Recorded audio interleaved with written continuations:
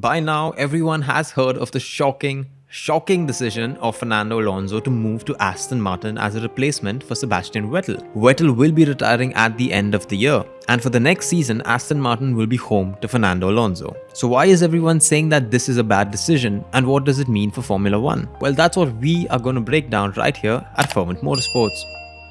Fernando Alonso is 41. His first race in Formula 1 was way back in 2001. He's won 2 world championships along the way, but if there's something that he's always managed to mess up, it's the teams that he chooses to race for. He started out with Minardi, then he went to Renault, then McLaren, then Renault again, then Ferrari, then back to McLaren, and now Alpine, who were previously Renault. He's the kind of guy who keeps getting back with his ex. While he did win the world championship, 2 times to be exact, some of his transfer moves were honestly just disasters. The infamous Crashgate scandal, the rivalry with his own teammate Lewis Hamilton, and even him calling the McLaren car a GP2 car.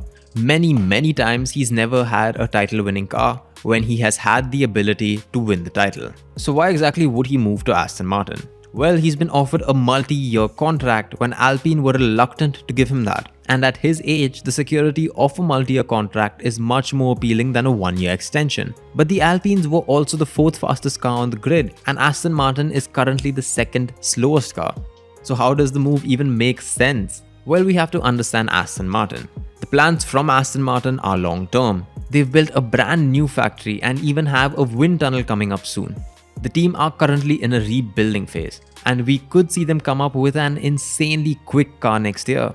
They've even hired ex-Red Bull aerodynamics chief Dan Fallows. Next year's car will be the first car that Fallows gets to work on from scratch at Aston Martin. So all in all, Alonso's next season at Aston Martin might be something magical, or it could be something of a joke. We'll just have to wait and find out what kind of car they give Fernando. But how does this move affect the other Formula 1 teams? Well, the 4 teams, Red Bull, Mercedes, Ferrari and even McLaren, are all set for next year. Their drivers are locked in contracts and will not likely leave. However, it's the remaining 6 teams that are going to have shakeups. Alonso leaving Alpine means that there's a vacant seat. Rumor has it that Formula 2 and Formula 3 champion Oscar Piastri could be joining there as the new driver. He is currently the team's reserve driver. At Aston Martin, Lance Stroll's contract ends this season. But I mean, his dad owns the company and I don't think he'd kick out his own son. Pierre Gasly has signed a contract with AlphaTauri, but the future of Tsunoda depends on how he finishes this season. If AlphaTauri are unhappy with him, there could be a spot at AlphaTauri as well.